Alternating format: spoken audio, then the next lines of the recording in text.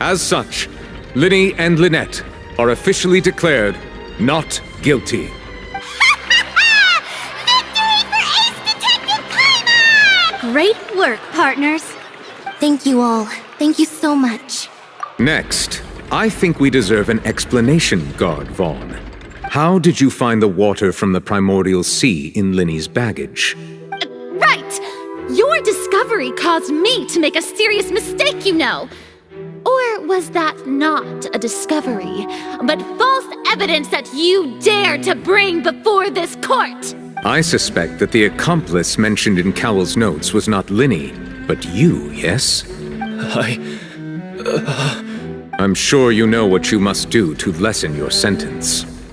Speak quickly! Unless you want to earn yourself a one-way ticket to Coupon Town. I was just following orders. We were supposed to place blame for the serial disappearances onto Lyney, and thus cause suspicion to fall on the Fatui. The higher-ups said this was the best opportunity to do so. And now that your plan has fallen through, and the secrets of the water have been revealed, you have become a liability to said higher-ups, yes? Therefore, you would be wise to tell everything you know, and seek the protection of the guards. Yes, I'll tell you everything I know. Our boss discovered that the water can cause people to dissolve. It can also be made into a potion, which when extremely diluted, can cause people to experience unforgettable exhilaration. We've been in this business for a while now, and have made decent mora off it. The disappearances were also the boss's idea. I mean, this is the boss we're talking about.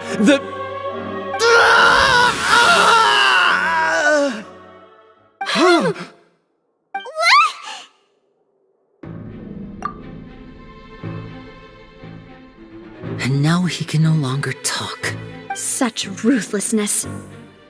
I shouldn't have expected any less of them. An outrageous act. All present, please submit to inspection immediately.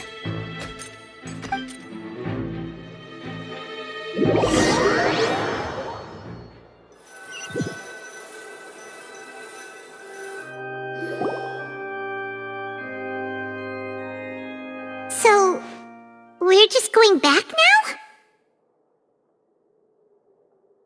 That's true, but... Traveler, Paimon! Please wait. Lyney... I know you may not want to speak to me right now. Maybe you don't even want to look at me. But still, let me thank you again for defending me to the end. Even after you learned that I'm a member of the Fatui. I guess. But regardless, I'd like the opportunity to set things straight. I didn't approach you with any ulterior motives or ill intent.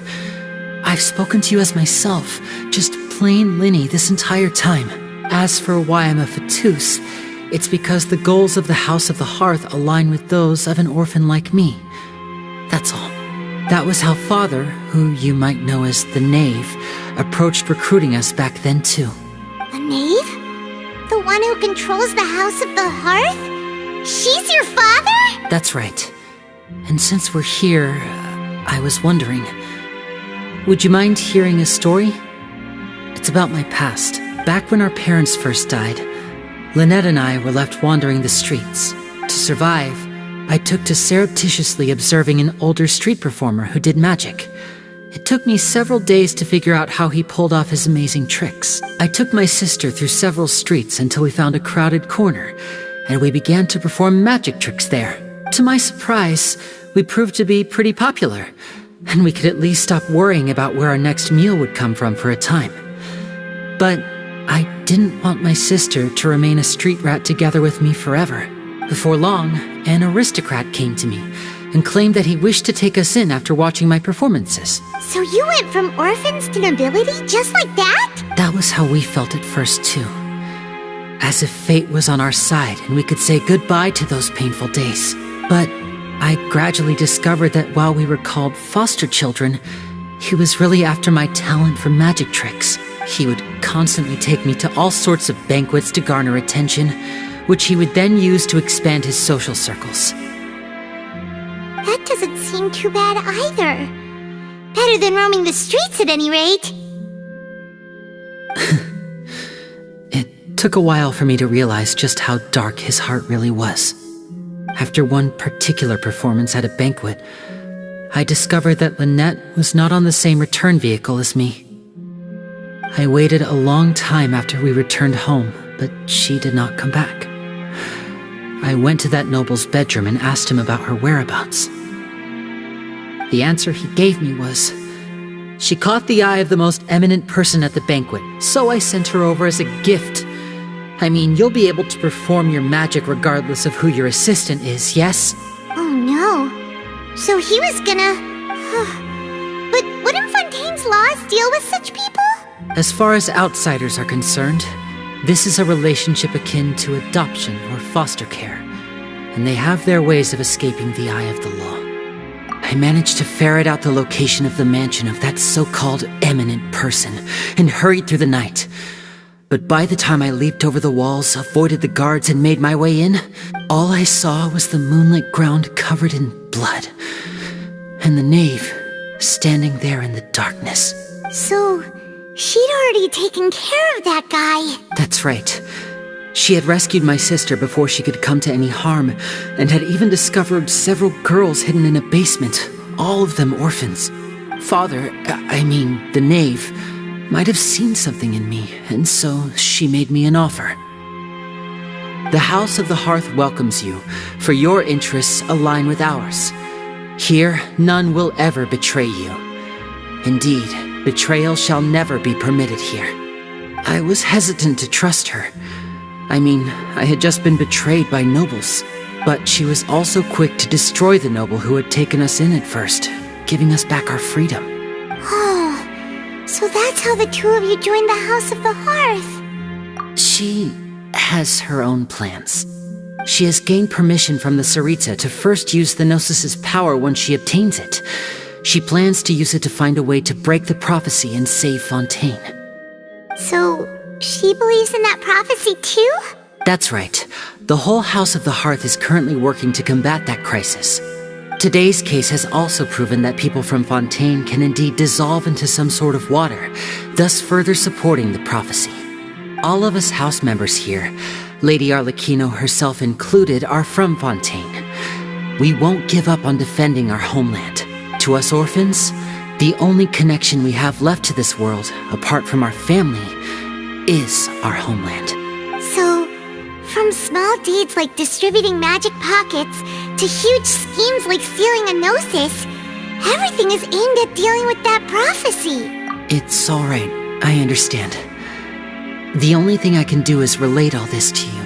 I just hope you can understand that even as a member of the House, I have never stopped making my own decisions, and that I believe what I'm doing is right. If you should need anything at all in the future, feel free to find me. I will do my best to help you, as plain Lyney.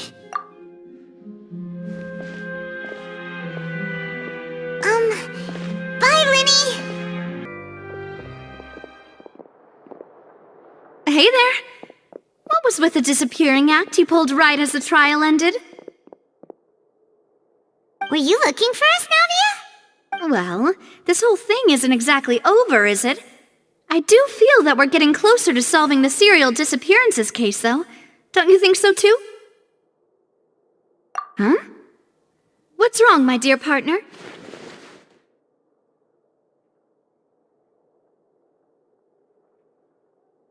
Besides, are you sure we're the ones who can crack a case that's been cold for decades now? And given that there's new evidence from the trial, there should be a trail of breadcrumbs for the Hydro Archon's people to follow now, right? Ah, I see. Well, I won't lie. I'm a little shocked to hear that from you. But I suppose you are just travelers who have only arrived in Fontaine after all. Sorry. I might have been too presumptuous. Don't say that, Navia. Ah, and we were having so much fun investigating with you, too. It was like having new waters flowing into a stagnant mire, causing new hope to spring forth, and the reflection in the murk to become clearer. Well, sorry about that. I'm a bit prone to nostalgia. Don't mind me. Wait, shall we have a farewell meal?